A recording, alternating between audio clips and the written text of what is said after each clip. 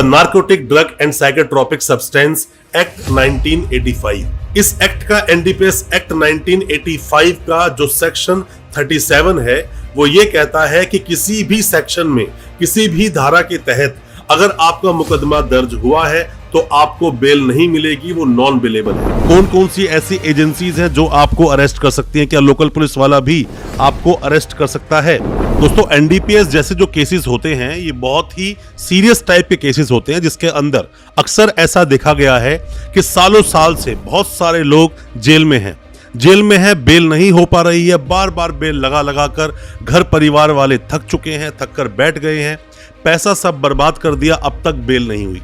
बहुत तरह की दोस्तों आपने गलतियां की हैं इसके अंदर, क्योंकि बेल के पीछे ही भागने से सिर्फ बेल नहीं होती, कमर्शियल क्वांटिटी में बहुत सारी चीजों का और भी ख्याल रखना पड़ता है। The narcotic drug and psychotropic substance act 1985। इस एक्ट का एनडीपीएस एक्ट 1985 का जो सेक्शन 37 है वो ये कहता है कि किसी भी सेक्शन में किसी भी धारा के तहत अगर आपका मुकदमा दर्ज हुआ है तो आपको बेल नहीं मिलेगी, वो नॉन बेलेबल है। ये धारणा है सभी लोगों में, पर अगर देखा जाए कुछ जजमेंट्स की अगर हम बात करें तो वो मिसलीडिंग बोलते हैं इस सेक्शन को, कि मिसलीड करता है, मिसलीडिंग तरीके से आपको पता चलता है कि यहाँ पर बेल मिलेगी या नहीं मिलेगी। ऐसे कई सारे जजमेंट्स पर आज हम बात करेंगे और कई सारे ऐसे सेक्शंस की भी बात करेंगे जिनमें आपको बेल नहीं मिलेगी और किन में बेल मिल जाएगी, या फिर जो एनडीपीएस एक्ट है 1985 का, क्या इसमें एंटीसिपेटरी बेल का प्रावधान है या नहीं, और साथ ही जो अमेंडमेंट आया 1989 का वो क्या कहता है।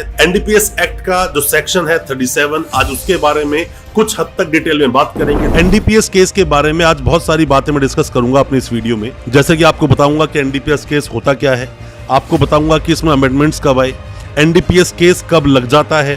क्या क्या खरीद फरोख्त इसमें इंक्लूड है, अगर वो की तो एनडीपीएस केस के तहत आप बुक कर दिए जाओगे, कौन कौन सी ऐसी एजेंसीज हैं जो आपको अरेस्ट कर सकती हैं, क्या लोकल पुलिस वाला भी आपको अरेस्ट कर सकता है, साथ में स्पीडी ट्रायल कैसे चलवा सकते हैं अपने केस का, और अगर आपका कोई स्पीडी ट्रायल चल रहा है तो कैसे रुकवाएंगे, या फिर चार्जशीट आपकी कब तक लगेगी, बेल लेना आसान है या नहीं, और साथ में स्मॉल, इंटरमीडिएट और कमर्शियल क्वांटिटी क्या कहती हैं ये सब चीजें, कितना है प्रावधान सजा का और क्या फाइन लगेगा। ऐसे बहुत सारे सवाल जो आज इस एक वीडियो के बाद आपके सारे हल हो जाएंगे और सभी सवालों के जवाब आपको मिल जाएंगे हमारे इस वीडियो के माध्यम से। ज्यादा कुछ जानने के लिए एनडीपीएस एक्ट के बारे में, narcotic drugs and psychotropic substance act 1985 के बारे में बने रहिए हमारे इस वीडियो के साथ। नमस्कार दोस्तों, स्वागत करता हूं फिर एक बार आप सभी का अपने इस यूट्यूब चैनल पर, जिसका नाम है फाइट फॉर ट्रू। मेरा नाम है वीरेंद्र वर्मा। जैसा आप सभी जानते हैं, हम इसी तरह की लीगल अवेयरनेस की वीडियोस आपके लेकर आते हैं और आपको बनाते हैं कानूनी जानकारी। दोस्तों, आप में से कोई भी नए वकील साहब हैं या फिर लॉ स्टूडेंट हैं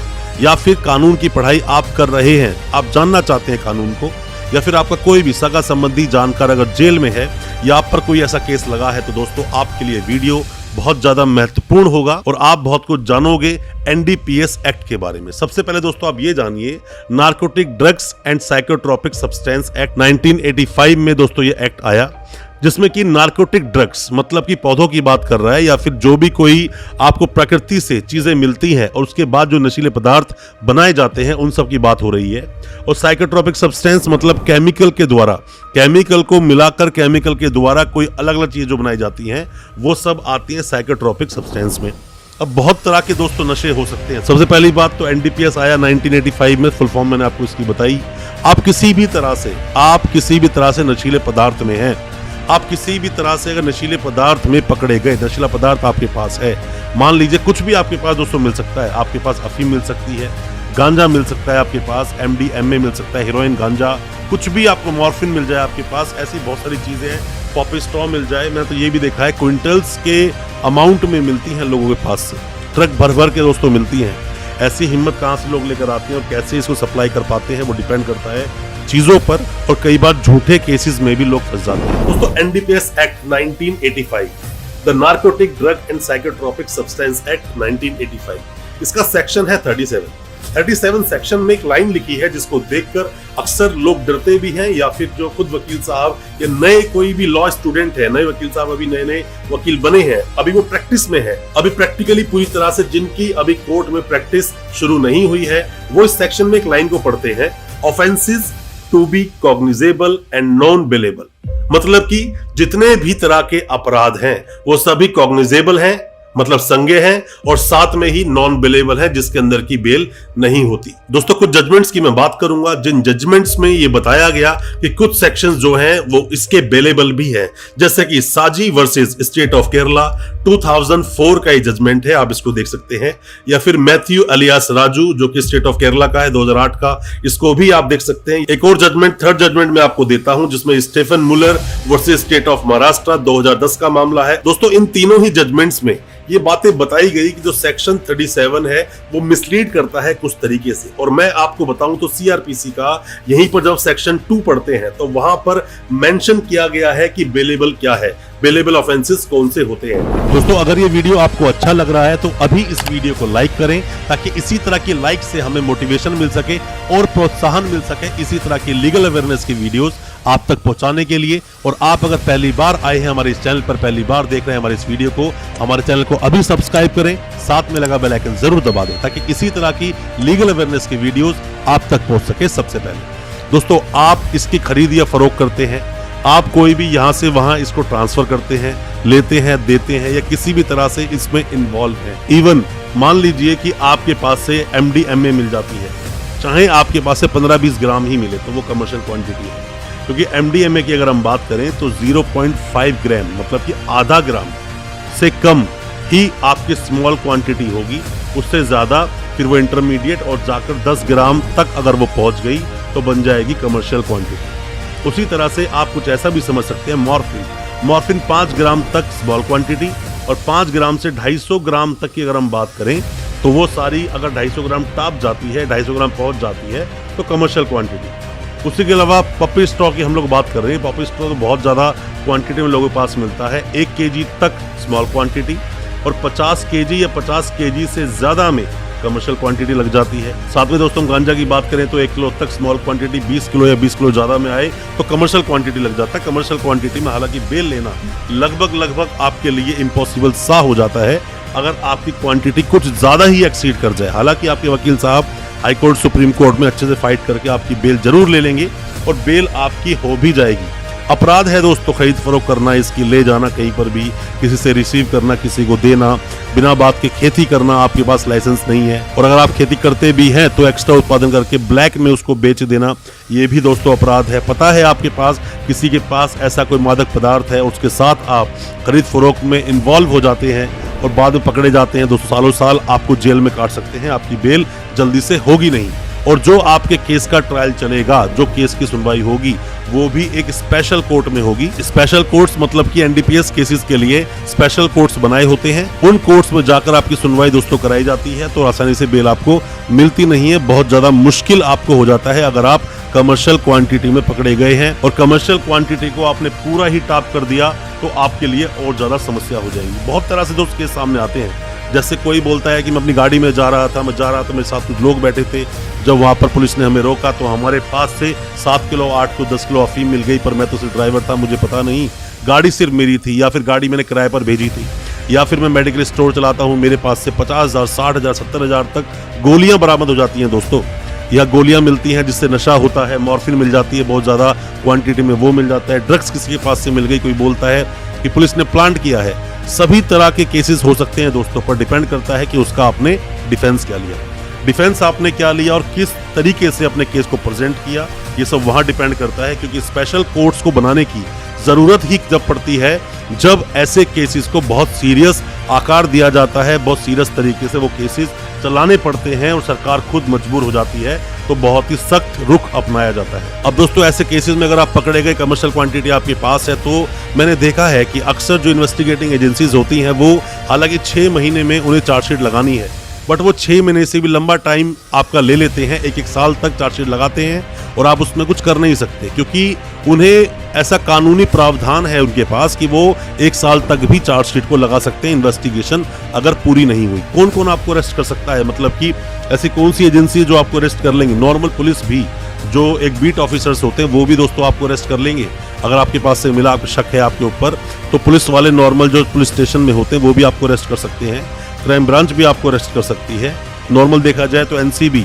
एनसीबी ऐसे मामलों को हमेशा इन्वेस्टिगेट करती है, पकड़ती है आपको। एनआईए, नेशनल इन्वेस्टिगेटिंग एजेंसी तक ये केसेस जाते हैं और वो लोग भी इसमें इन्वॉल्व होते हैं। और दोस्तों केसेस जो ये बनते हैं वो ऐसे बनते हैं कि जिसमें लड़ना और बेल लेना आपके लिए लगभग नामुमकिन हो जाता है। सेक्शन 37 एनडीपीएस का आप पढ़ेंगे, आपको समझ आएगा कि जितने भी सेक्शंस हैं सभी इसके अंदर ऐसे सेक्शंस हैं जिसमें आसानी से आपको बेल मिलेगी नहीं। बेल लेना मुश्किल होता है कमर्शियल क्वांटिटी में, खास करके स्मॉल क्वांटिटी है तो आप बेल ले सकते हैं। इंटरमीडिएट है तो भी आपकी इजीली बेल हो जाती है चार्जशीट आने तक, बट कमर्शियल क्वांटिटी है तो आपकी चार्जशीट लगना जरूरी है, उसके बाद ही आपको बेल मिलेगी। दूसरी तरफ देखा जाए स्मॉल क्वांटिटी, इंटरमीडिएट क्वांटिटी और साथ में ही देखा जाए कमर्शियल क्वांटिटी, इनमें भी सजा के प्रावधान, फाइन के प्रावधान अलग अलग हैं। जैसे कि स्मॉल क्वांटिटी की बात करें तो इसमें लगभग 1 साल तक की सजा और साथ में आपको 10,000 तक का जुर्माना हो सकता है अगर आपके पास कोई भी चीज बरामद होती है स्मॉल क्वांटिटी में। इंटरमीडिएट अगर आपके पास मिलती है, इंटरमीडिएट का मतलब क्या है? और दोस्तों इंटरमीडिएट का मतलब कुछ आप ऐसे समझें कि कमर्शियल क्वांटिटी से कम, जो कमर्शियल क्वांटिटी की जो बनाई गई है क्वांटिटी उससे कम, और जो स्मॉल क्वांटिटी है उससे ज्यादा, जो बीच की कैटेगरी है उसे इंटरमीडिएट क्वांटिटी में डाला गया है, जिसके अंदर भी अगर आप देखोगे तो सजा लगभग 10 साल तक की है और साथ में ही फाइन 1 लाख तक का होता है। इसमें भी बेल लेना थोड़ा मुश्किल होता है, बट यह है कि चार्जशीट लगने के बाद इसीलिए बेल इसके अंदर हो जाती है। बात करते हैं कमर्शियल क्वांटिटी। कमर्शियल क्वांटिटी दोस्तों क्या है? सभी केसेस में हर चीज के लिए कमर्शियल क्वांटिटी का एक फिगर बनाया गया है और साथ में ही स्मॉल क्वांटिटी बनाई गई है। जो फिगर बनाया गया, जैसे कि दोस्तों मॉर्फिन की आप बात मान लीजिए, मॉर्फिन के अंदर क्या होता है कि 5 ग्राम की अगर बात करें तो वो आता है स्मॉल क्वांटिटी। 250 ग्राम की बात करें, 250 ग्राम की अगर हम बात करते हैं तो यहाँ पर वो होता है कमर्शियल क्वांटिटी। तो जैसे ही 250 ग्राम या 250 ग्राम से ज्यादा का मामला हुआ तो ऐसे मामलों में कमर्शियल क्वांटिटी होती है, जिसके अंदर की आपका अगर हम फाइन की ही बात करें तो 2 लाख तक का हो सकता है, सजा की बात करें 20 साल तक की हो सकती है, और जो फाइन है दोस्तों 2 लाख से बढ़ाया भी जा सकता है, डिपेंड करता है कितनी क्वांटिटी है। मान लीजिए दोस्तों यहीं पर मॉर्फिन की क्वांटिटी किसी के पास 4 किलो मिल जाती है, तो यहाँ पर 250 ग्राम से 4 किलो में बहुत अंतर है दोस्तों। तो ऐसे मामले में जो फाइन है बहुत ज्यादा बढ़ाया भी जा सकता है। तो एनडीपीएस जैसे मामलों में काफी चीजें ऐसे सख्त कानून जो बनाए गए हैं, सख्त धाराओं में जो सेक्शंस लिखे गए हैं और आसानी से बेल ना होना, इसका मतलब ये नहीं कि कानून जो है इतना स्ट्रिक्ट है कि आपको कोई प्रावधान ही नहीं मिलते। जितने प्रावधान इसमें बनाए गए हैं, जितना कठोर इसको बनाया गया है, उतना ही लीनियंट बनाने के लिए इसके अंदर सेक्शन 50 जैसे प्रावधान भी दिए गए कि अरेस्ट कैसे करोगे, अरेस्ट के अंदर क्या क्या कंडीशंस फॉलो करनी होगी उस पुलिस वाले को जो आपको अरेस्ट करेगा। ऐसे कई सारे प्रावधान भी आपको दिए गए। दोस्तों एनडीपीएस एक्ट के अंदर भी जितने भी मामले 3 साल तक की सजा के हैं वो सभी बेलेबल हैं, जिनके अंदर आप बेल ले सकते हैं, घबराने की इतनी जरूरत नहीं है। पर हाँ, जितने भी वो मामले जो कि सेक्शन 19, सेक्शन 24, सेक्शन 27A और सभी कमर्शियल क्वांटिटी के मामले, मैं दोबारा रिपीट करता हूं इसको, सेक्शन 19, सेक्शन 24, सेक्शन 27A और सभी कमर्शियल क्वांटिटी के मामले जिनके अंदर आपको आसानी से बेल नहीं मिलेगी और इसमें बेल ना देने का जल्दी से ही प्रावधान है। इसमें आपको तरीके से ट्रायल को फेस करना पड़ेगा और बेल लेना आपके लिए बहुत मुश्किल भी हो सकता है। पर हाँ, बेल आप लगाएं जरूर, पुरजोर तरीके से अपनी बेल लगाएं, पूरे एविडेंसेस के साथ में लगाएं और जितना अच्छे से आप अपने केस को परफॉर्म कर सके वो बहुत अच्छी बात है। दोस्तों एनडीपीएस एक्ट में होता क्या है कि इसके अंदर ऐसा माना जाता है जैसे ही केस शुरू होता है कि जिसके ऊपर वो केस दर्ज हुआ, मतलब जो एक्यूज है उसने वो गुनाह किया ही है। जैसे कि नॉर्मल अवधारणा क्या है हमारे देश के कानून की, बोलते हैं an accused is innocent until proven guilty, पर यहाँ पर थोड़ा उल्टा है, बोलते हैं an accused is accused until proven non guilty. मतलब कि यहाँ पर एक्यूज को एक्यूज ही माना जाएगा, बाकी वो केस लड़ेगा और केस के लड़ते लड़ते आगे जाकर जब एविडेंस पर गाड़ी आती है, आपके वकील साहब ने कितने अच्छे से उस केस को प्रेजेंट किया है वो सब मैटर करता है। अगर आपके वकील साहब ने बहुत अच्छे से आपके केस को प्रेजेंट किया तो मेरा मानना है कि आपको बेल भी मिलेगी, आप केस से बरी भी होंगे और हो सकता है कि आपके पास कुछ ऐसे एविडेंसेस निकल जाएं कि आप डिस्चार्ज ही हो जाएं। और दोस्तों यहीं पर सेक्शन 29 ऑफ एनडीपीएस एक्ट, ये बहुत सारी एफआईआर में आपको देखने को मिलेगा। इसका मतलब सिर्फ इतना सा है कि जब जिसको पकड़ा गया, मतलब जो एक्यूज था, जिसके पास से सामान बरामद हुआ, उसने जो डिस्क्लोज किए कुछ नाम, डिस्क्लोजर स्टेटमेंट के अंदर जितने भी लोगों के नाम लिए, वहां पर 29 सेक्शन पिक्चर में आ जाता है और जिसको भी उस एक एफआईआर के, उस एक कंप्लेंट के तहत पकड़ा जाता है, उन सभी पर वो सभी सेक्शंस लगा दिए जाते हैं जो सेक्शन किसी एक पर लगते हैं। अब बात करते हैं, क्या एनडीपीएस एक्ट में एंटीसिपेटरी बेल का भी प्रावधान है? क्या आप बेल ले सकते हैं? दोस्तों, एंटीसिपेटरी बेल लेना, अगर हम बात करें SC ST एक्ट की बात करें तो वहां एंटीसिपेटरी का कोई भी प्रावधान नहीं है, सेक्शन 18 यही बोलता है। पर मैं आपको बता दूं कि अगर आप एनडीपीएस एक्ट में किसी भी तरह से आपका नाम आया है, 3 साल तक की सजा है या फिर ज्यादा की भी सजा है, तो यहां पर एक जजमेंट काम करता है, Palchand Jain versus state of MP 1977, जो कहता है कि आप एंटीसिपेटरी बेल बिल्कुल ले सकते हैं। एंटीसिपेटरी बेल आपको फाइल करनी भी चाहिए। अगर आपको लगता है कि आपके ऊपर जो केस लगा है वो बेबुनियाद है और आपने ऐसा कुछ नहीं किया है, आप इनोसेंट हैं, तो आपको एंटीसिपेटरी बेल का सहारा जरूर लेना चाहिए। बेल लेना थोड़ा मुश्किल जरूर हो सकता है, बट इम्पॉसिबल बिल्कुल नहीं है कि आप बेल लगा नहीं सकते, बेल आपको लगानी ही चाहिए। दोस्तों, जैसा कि मैंने आपको बताया कि एनडीपीएस एक्ट का सेक्शन 37 थोड़ा मिसलीडिंग है। ये मिसलीडिंग सिर्फ इसलिए ही है क्योंकि इसके अंदर लिखा हुआ है offences to be cognizable and non bailable, और इसी को देखकर लोग ये समझ लेते हैं कि नॉन बेलेबल है, आसानी से बेल नहीं होगी या फिर बेल होगी ही नहीं। अगर आप बात करें 1985 में जो मेन एक्ट आया था, उसमें सिर्फ इतना लिखा हुआ था कि जितने भी इसमें अपराध हैं वो सभी संज्ञेय होंगे। उसमें बेल लेना या ना लेने वाला शब्द कहीं पर था ही नहीं। पर जब 1989 में एक अमेंडमेंट आया, अमेंडमेंट के बाद में यहाँ मेंशन किया गया, उसके अंदर जो लाइन आज आप इसके अंदर देखते हैं वह मेंशन है offences to be cognizable and non bailable. दोस्तों, जैसा कि मैंने पिछली काफी वीडियोस में आपको बताया है कि जो एनडीपीएस एक्ट है वो एक स्पेशल लॉ है, स्पेशल एक्ट है। ये स्पेशल एक्ट के बारे में अगर आप पढ़ना चाहते हो तो आप आईपीसी के सेक्शन 41 को देखेंगे, वहां पर स्पेशल लॉ के बारे में लिखा हुआ है, कुछ मेंशन है। इसके अंदर होता क्या है एनडीपीएस के अंदर कि जब भी कोई पनिशमेंट किसी को दी जाती है तो पनिशमेंट के साथ साथ फाइन का भी यहां पर प्रावधान है। बट आईपीसी में बहुत सारे जो सजाएं दी जाती है वो सिर्फ सजा दी जाती है,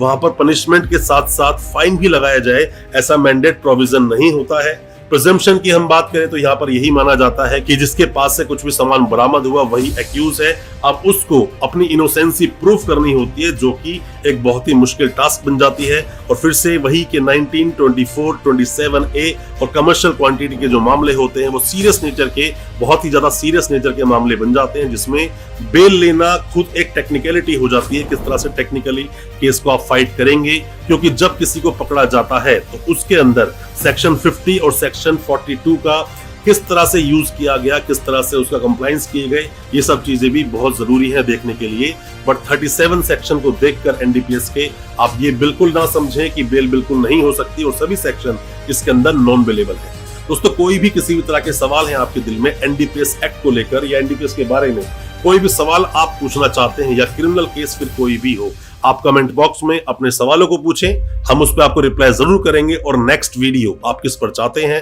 किस टॉपिक पर चाहते हैं, किस सेक्शन पर चाहते हैं, किस एक्ट पर चाहते हैं, आप जरूर बताएं ताकि हम वो वीडियो आपके लिए लेकर आ सके और आपको और ज्यादा कानूनी जानकार बना सके। दोस्तों, अच्छा लगा आज का वीडियो, हमारी वीडियो को ज्यादा से ज्यादा अपने दोस्तों, परिजन, परिवार में शेयर करें ताकि वो भी अपने आप को कानूनी जानकार बना सके। बहुत बहुत शुक्रिया दोस्तों, धन्यवाद हमारे इस वीडियो के साथ बने रहने।